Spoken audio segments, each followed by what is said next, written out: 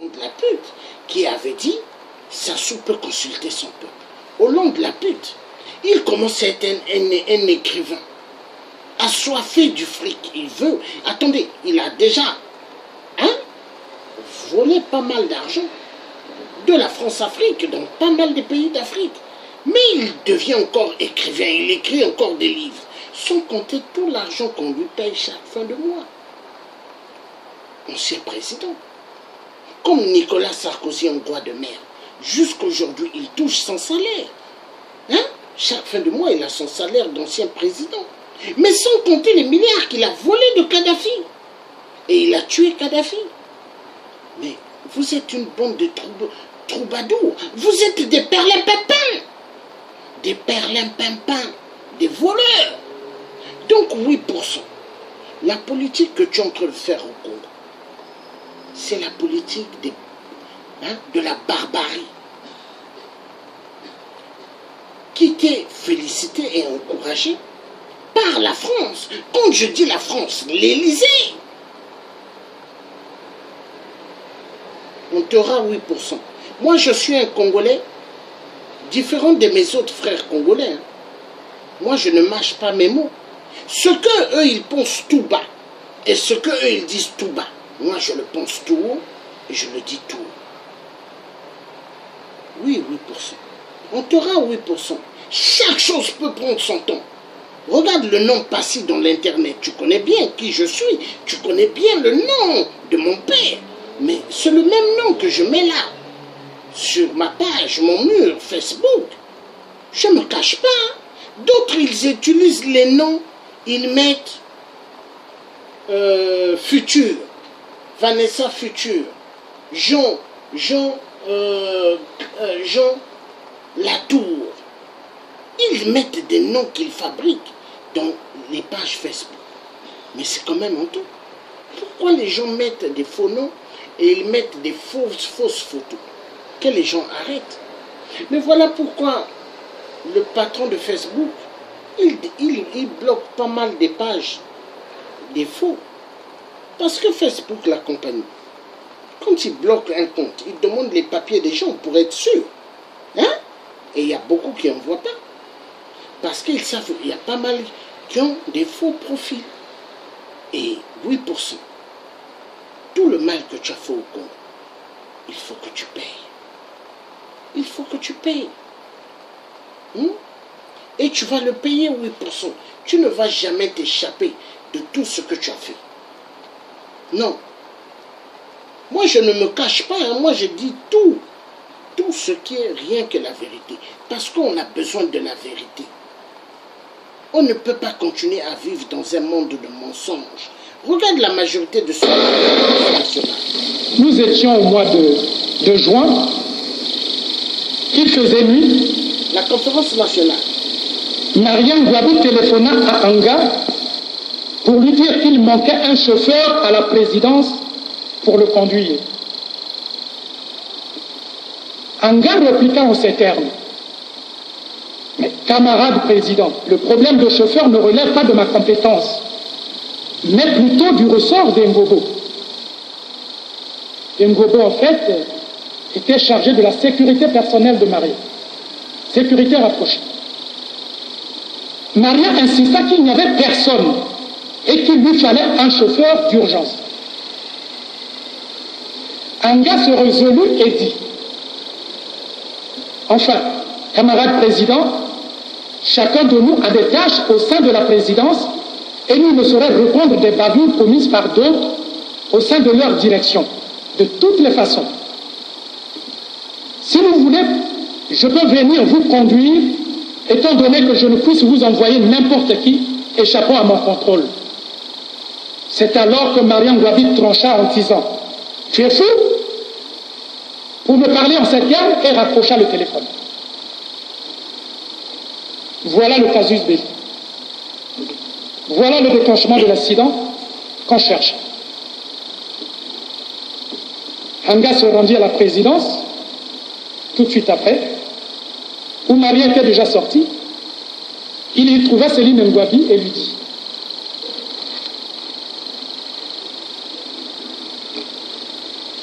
aucun collaborateur de quelque rang, c'est mon grand frère qui parle, de quelque rang que ce soit n'a le droit de me traiter de fou. Seul mon père est habilité à le faire. Cela doit être clair et je te prie de transmettre cela au camarade président. Sur ce, Anga repart chez lui. Et oui, ça s'est passé comme ça. Ça s'est passé comme ça.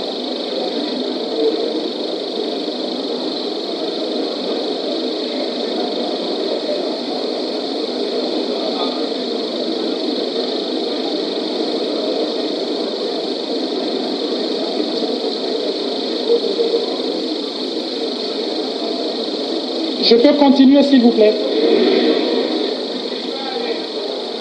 Ces propos d'Anga seront interprétés par Céline Ngouabi comme une injure au chef de l'État. Et c'est dans ce sens qu'elle les transmis au président Marien Ngouabi. Le matin, quand Anga se présenta à son bureau, Marien Ngouabi le fit venir et le démit de ses fonctions en lui demandant où il voulait aller travailler. Anga lui retorqua qu'avant d'occuper ses fonctions au sein de la garde, il évoluait au GAP. À ce titre, il devait y retourner. C'est ainsi que Marien Ngouabi renvoya Anga au GAP où ce dernier prit le commandement de la première compagnie. Cependant, sur le sujet, il y a des points très sombres. Quand le ministre Ngolo Raymond Damas, ministre de la Défense, ici présent, a fait sa déclaration, il a affirmé que la garde présidentielle, je l'ai suivi, était un bataillon autonome et que les problèmes qui s'y passaient relevaient de la stricte compétence du chef de l'État.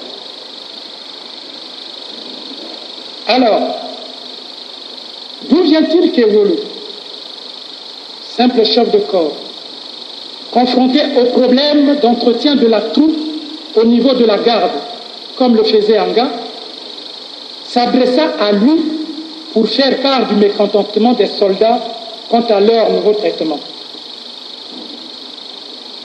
Et de ce fait, Ngolo, chef d'état-major d'alors, alla entretenir la troupe, et Ngolo l'a déclaré, de la garde présidentielle pour les ramener à l'ordre, étant donné que cela ne relevait pas de son ressort. Pourquoi l'avoir fait? La question est de savoir pourquoi Ewolo ne s'était-il pas directement adressé au chef de l'État pour trouver une solution à ce problème d'aide. Je parle ici, je crois que je suis directement suivi jusqu'à la présidence. Effectivement, pour les éléments qui évoluent à la garde présidentielle, ils bénéficient d'un certain statut. Ils ont des aides. Et d'autres corps ne les ont pas. Bon. Donc j'ai mis cette image de la conférence nationale au Congo-Brazzaville. Tout le travail que nos parents congolais ont fait, les frères, les oncles, ce travail nous le redemandons, c'est-à-dire toute décision qui a été prise à la conférence nationale devront être respectées. Sassou Nguesso a été parti, dégagé à partir de cette grande conférence nationale. Lissouba a été nommé président et après, dégagé par un coup d'État organisé par la France et toujours l'Angola, parce que 8%, les Angolais l'ont toujours donné, coup de main pour venir massacrer les parents congolais. Mais pendant ce temps, 8% envoya ces loups-garous angolais au pôle, direction du sud, pour aller massacrer. Mais quand ils sont rentrés, ils ont commencé à massacrer en avançant. Ils ont entendu des gens qui parlaient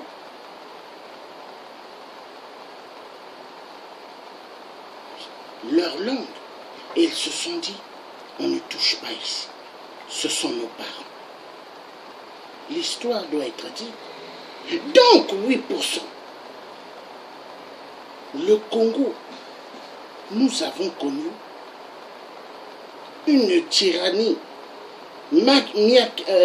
machiavélique d'Ngeso. Le Congo, les Congolais ont tellement subi. Ils ont connu ce qu'ils ne devront pas connaître. 8%. Tu as toujours été sauvé. Sauvé de tes propres bêtises. Tu as toujours été secouru. À la conférence nationale, tout a été bien expliqué. Mais est-ce que cette fois-ci tu vas échapper? Je ne pense pas. Nous allons écouter ce vieux grand homme. Hein? Il dit pas mal de bonnes choses et c'est la vérité. Nous allons l'écouter. Dileno déclare Sassou a tué Diawara. Hein? On va un peu écouter cela. Parce que c'est important. L'histoire doit toujours être là. Les Congolais doivent connaître la vérité. Hein? On ne peut pas mentir, on ne peut pas toujours continuer. Ça fait mal.